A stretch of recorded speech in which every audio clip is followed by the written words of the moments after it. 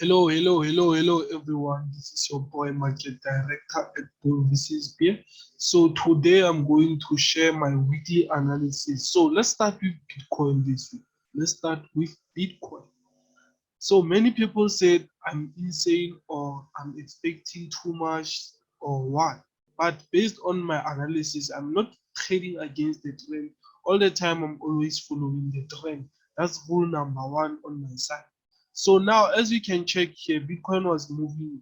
We had reversal bearish sign on the resistance. Then we had impulse, correction, impulse, correction. Let me just annotate and show you guys what I mean.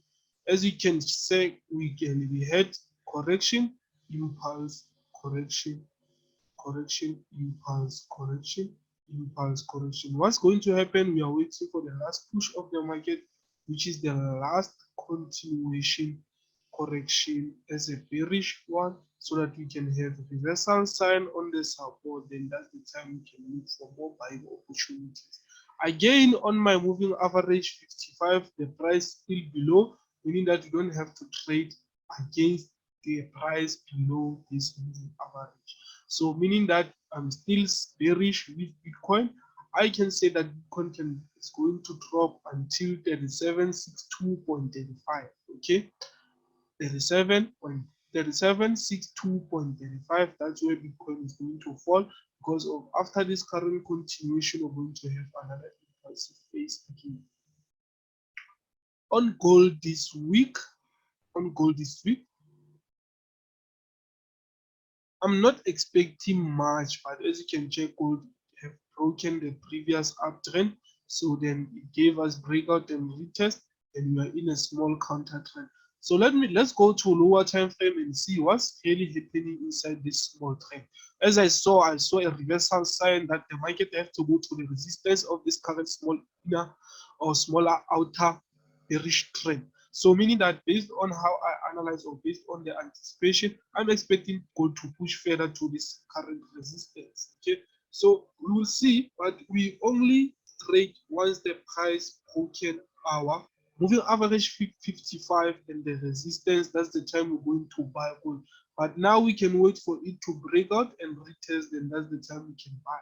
But we will know that the moving average, the price have to cross the moving average, the price have to be above the moving average. That's the time we're going to buy. But for now, we're still bearish. So meaning that all the time in the market, we have to have two possible ways or two direction or two buyers on how the market will move. Let's go to German 30 this week. It's just roughly analysis. As we took a trade, we are still holding a bearish trade that we took. We still believe that German 30 is still going to push further to complete our current support, even if it can correct around this zone. As I said, VIP, it gave us impulse. The reason why we are waiting for correction towards the support is the reason that the correction towards the support is a confirmation that the market will have to break with impulse. So now the market have to form something like a bearish continuation pattern that is going to be our confirmation that this current support that we are in is weak, and the market will have to break it with impulse, then continuation bearish and impulse. Okay, so now let's go to US 30. Let's go to US 30 and see what's happening with US 30, as we took a very short sell today, but we are still bearish again, as I see that we are still bearish because of what? Because of one reason, and this is they were trading impulse and correction strategy. We know that once we have a first impulse, then a correction, the market have to repeat the very same move that happened previously. So we still say that US 30 can drop around 27. Let me check the price.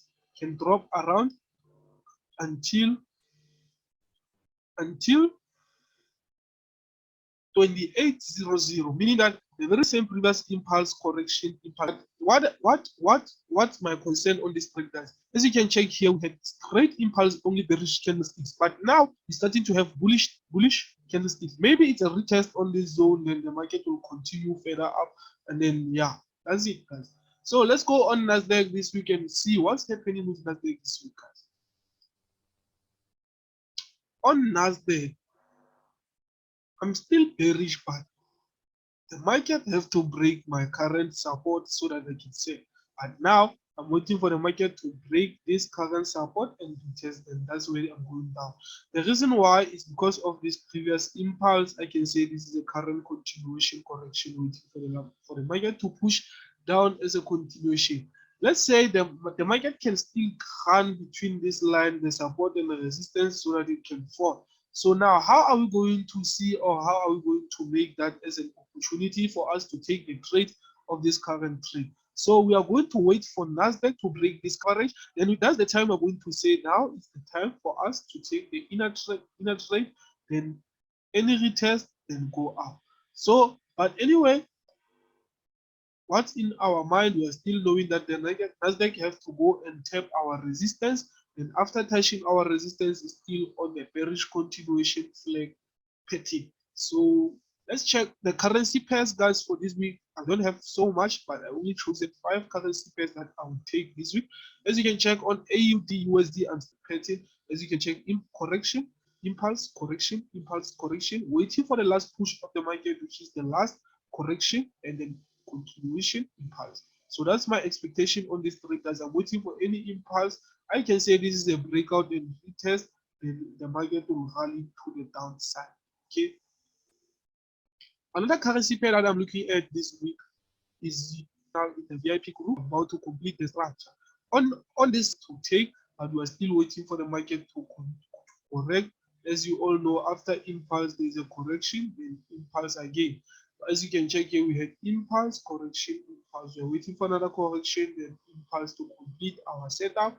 Then that's the time we can look for more bearish or for more opportunities, but we want setup.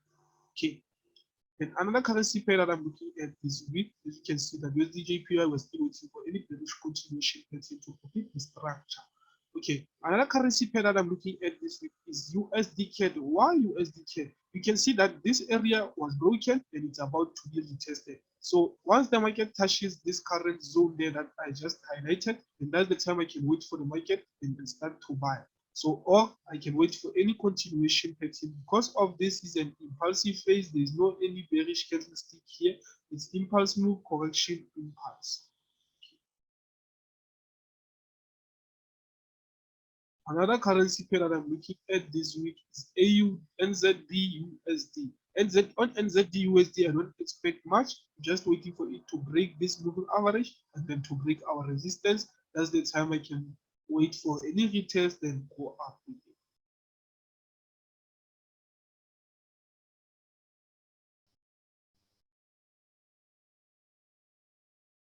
On Euro USD, what's happening on Euro USD this week, guys? Euro USD moved the very same way as NZD USD. I'm still waiting for this moving average to be broken and the trend here, then retest, then we are going up.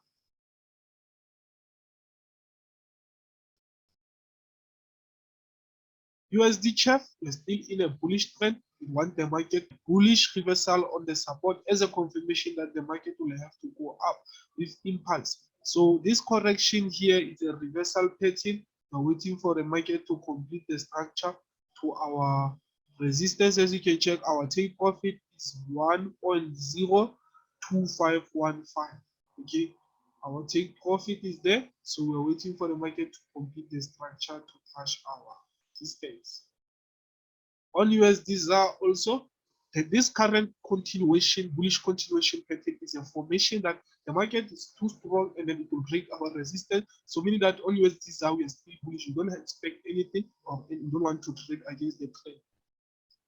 AUD-JPY, I think, guys, this is a perfect trade for us to take. We can take this trade on AUD-JPY so that you can see that if pennants or reflex, they are moving nicely. So I see that this current resistance gave us impulse. I say that the market will give us impulse to the resistance, then that's the time we can expect more selling opportunities. But for and retest, guys, you can swing this trade and you can take this trade and be profitable on this trade, guys.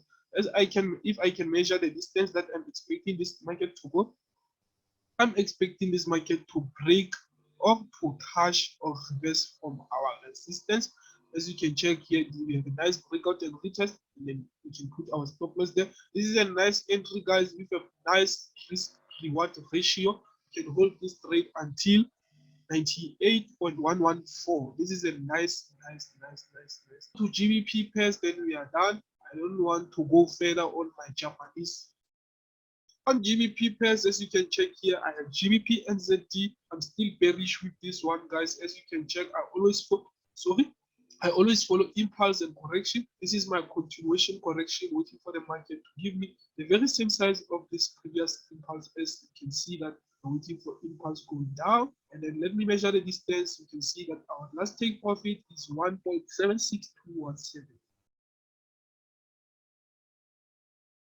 Then another scenario again on another currency pair that I'm looking at is GBP-CHF.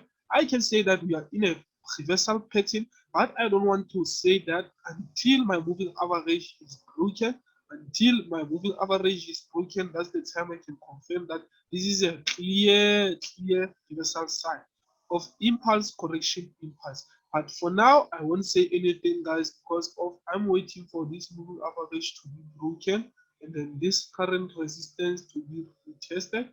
Then that's the time we can go up.